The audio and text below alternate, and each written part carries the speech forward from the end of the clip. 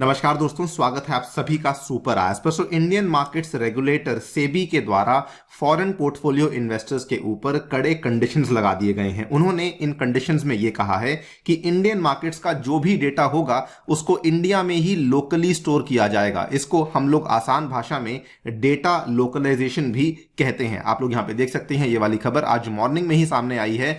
एफपीआईज argue against SEBI mandate for data localization. Obviously जो ये mandate SEBI के द्वारा पेश करी गई थी, एफपीआईज ने उस चीज को अपोज किया है, कहते हुए कि इससे हमारा खर्चा काफी बढ़ सकता है, इससे हमें काफी नुकसान भी हो सकता है।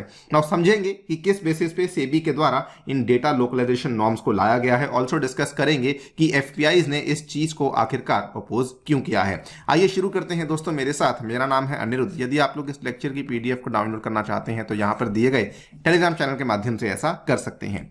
ऑल राइट, सो सबसे पहले अगर हम ये डिस्कस करें कि एफपीआईज जो क्लाउड फ्रेमवर्क है वो कैसा अडॉप्ट करते हैं, तो एफपीआईज अभी तक एक ऐसा क्लाउड फ्रेमवर्क अडॉप्ट करते हैं जिसमें कि वो सभी कंट्रीज में जितने में भी उनका निवेश चल रहा है उन सभी कंट्रीज का जो डेटा है उसको एक या फिर मैक्सिमम से मैक्सिमम 2 जगहों के अंदर स्टोर कर लेते हैं। इवन दो वो लोग मल्टीपल इकोनॉमीज में मल्टीपल कंट्रीज में निवेश कर रहे होते हैं, लेकिन उनका जो डेटा रखने का अभी तक का तरीका था वो एक रिमोट लोकेशन में जाकर के उस डेटा को स्टोर करते थे। ये कहानी ऑलमोस्ट हर तरह के फाइनेंशियल इंस्टीट्यूशन के लिए, फिर भले वो सिटी बैंक हो, जेपी मॉर्गन हो, एचएसबीसी हो, डॉयशे बैंक हो, जो कि दुनिया के बड़े बड़े फाइनेंशियल इंस्टीट्यूशंस माने जाते हैं, वो अपनी ब्रोकरेज और कस्टोडियन सर्विसेज को रन करते हैं, इवन इंडिया में भी रन करते हैं। And typically they prefer to store data digitally एक ऐसी लोकेशन पे जो कि उस मार्केट से दूर होती है, और ये जनरली या तो हांगकांग में करते हैं या फिर ये लोग सिंगापुर में करते हैं।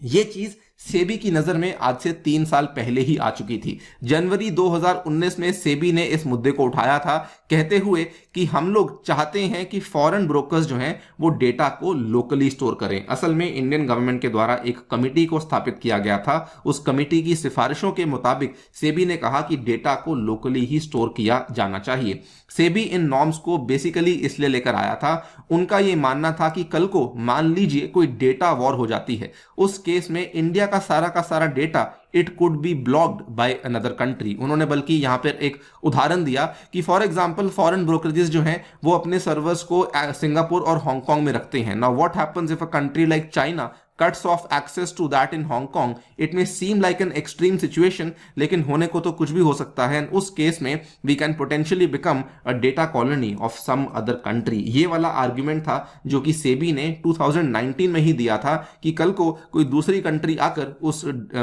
सर्वर को जो एक्सेस है इंडिया का, मान लीजिए उसको कट कर देती है, तो उस केस में इंडिया को भारी नुकसान हो सकता है।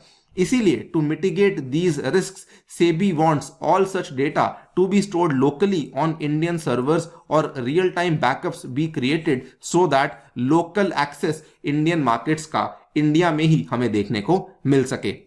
उस टाइम पे कहा जा रहा था, एफपीआईज ने कहा कि अगर आप ऐसा करेंगे तो उस केस में इन अरेंजमेंट्स के चलते जो फॉरेन प्लेयर्स हैं उनके लिए खर्चे काफी बढ़ जाएंगे, बिकॉज उनको नया इंफ्रास्ट्रक्चर लेकर आना पड़ेगा, नए सर्वर्स एस्टैब्लिश करने पड़ेंगे, नए टेक्नीशियंस लाने पड़ेंगे, नई जगह लेनी पड़ेगी, मेंटेनेंस होगा वगैरह वगैरह। इन सब के चलते हमारे जो खर्चे हैं वो काफी ज्यादा बढ़ सकते हैं।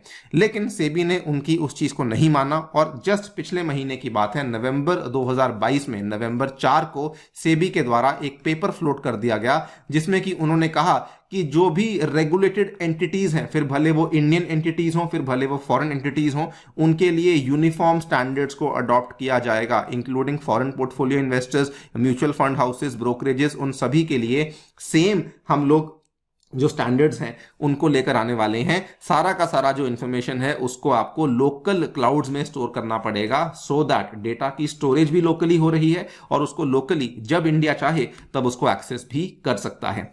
इसी चीज के खिलाफ एफपीआईज के द्वारा बेसिकली आवाज उठाई गई है। They have argued against the SEBI mandate for data localization. आप लोग यहां पे देख सकते हैं। सो एफपीआईज को रिप्रेजेंट करने वाली एक यहां पे एसोसिएशन है जिसका नाम है ASIFMA, that is the Asia Securities Industry and Financial Markets Association, जो कि बड़े बड़े बैंकिंग इंस्टीट्यूशंस जैसे कि सिटी बैंक हुआ, सीएलएसए हुआ, इवन अमुंडी हुआ, इनको रिप्रेजेंट करने का काम करती है। इन्होंने रिक्वेस्ट करी है सेबी को to not to insist on mandatory data localization for its members, बल्कि इन्होंने यहां पर एश्योरेंसेस भी दी हैं। इन्होंने एश्योरेंसेस के नाम पे नंबर 1 ये कहा है कि the financial sector is committed to providing SEBI with timely access to data needed to fulfil SEBI's regulatory and supervisory mandate, यानी कि जब भी अगर कल को सेबी हमसे डेटा को एक्सेस करने की मांग करती है तो हम लोग आपको डेटा का एक्सेस करवाएंगे भी, और विद इन टाइम लिमिट्स में रहते हुए हम लोग आपको डेटा प्रोवाइड करवा देंगे, no matter where the data is stored. Second, इन्होंने कहा है कि ये एक ऐसा सिद्धांत है जो कि इंटरनेशनल ट्रेड अरेंजमेंट्स में ऑलमोस्ट हर कंट्री, हर जुरिस्डिक्शन के द्वारा फॉलो किया जाता है, और फाइनेंशियल रेगुलेटरी कम्युनिटी में ये एक प्रॉपर नॉर्म है जो कि अभी तक चलती आ रही है।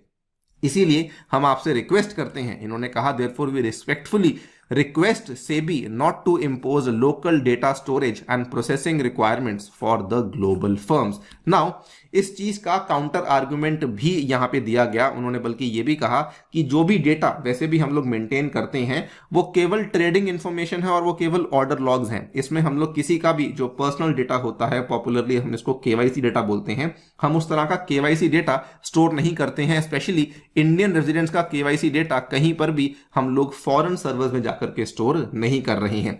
और इसीलिए आप देखिए तो दूसरे देश भी इसी कंडीशंस के चलते अभी तक इन्हीं नॉर्म्स को फॉलो करते आ भी रहे हैं। Many global regulators have allowed storage of market intermediate data outside their respective countries. ये वाले आर्गुमेंट्स हैं जो कि एफपीआईज के द्वारा बेसिकली असिफमा के माध्यम से यहाँ पे सेबी को पेश किए गए हैं। लेकिन अगर आप देखें तो data is definitely the new oil, और आज की डेट में जो डेटा है वो इतना ज्यादा इंपॉर्टेंट बन चुका है कि उसके चलते नए वॉर हो सकते हैं, उसके चलते किसी कंट्री के खिलाफ लेवरेज भी हो सकती है। कहा जाता है cloud storage has emerged as a key area of focus for financial institutions because ये लोग अब लार्ज ब्लॉक्स ऑफ डेटा को मेंटेन कर रहे हैं। बल्कि अगर आप देखें तो भारत का पड़ोसी देश चाइना और भारत का अच्छा दोस्त रशिया, वो भी डेटा लोकलाइजेशन के रूल्स को ही फॉलो करते हैं। हालांकि यूरोपियन यूनियन डेटा लोकलाइजेशन के रूल्स को फॉलो नहीं करता, वो डेटा प्रोटेक्शन के रूल्स को फॉलो करता है। लेकिन फिर भी सेबी का यही मानना है कि हमें भी डेटा लोकलाइजेशन रूल्स को ही फॉलो करना चाहिए। ऑब्वियसली ये एक बहुत बड़ी डिबेट है। मैं चाहता हूं आप भी इसमें पार्टिसिपेट करें और हमें कमेंट सेक्शन में बताएं कि should SEBI be strict with FPIs regarding data localization, और should SEBI understand the arguments and allow them to store data in foreign jurisdictions, जैसे कि वो अभी तक हांगकांग और सिंगापुर में करते आ रहे हैं। आप लोग क्या सोचते हैं डेफिनेटली बताइए हमें कमेंट सेक्शन में। जाने से पहले साथियों बताना चाहूंगा कि टेक्स्ट बुक आपके लिए लाया है सुपर कोचिंग, जिसमें कि आपको 30 से भी अधिक कोर्सेज बाइलिंगुअल लैंग्वेज में, हिंदी, इंग्लिश और इवन बाइलिंगुअल में अवेलेबल हो रहे हैं, which includes GS, subject based courses, CSAT courses और सारे के सारे मेजर ऑप्शनल कोर्सेज। और ये सभी चीजें आपको मिल रही हैं मात्र और मात्र 30,000 रुपए में, अगर आप लोग मेरा कूपन कोड यूज करते हैं, दैट इज अनिरुद्ध। इसमें आपको मेरे द्वारा बनाया हुआ जो डेडिकेटेड साइंस एंड टेक का कोर्स है वो भी अवेलेबल करवाया जाएगा, और साथ ही में इसमें आपको इंडिया के अलग अलग टीचर्स के द्वारा बनाए हुए जो मेजर कोर्सेज हैं वो भी अवेलेबल करवाए जाएंगे। Thank you so much for listening, stay tuned and stay safe.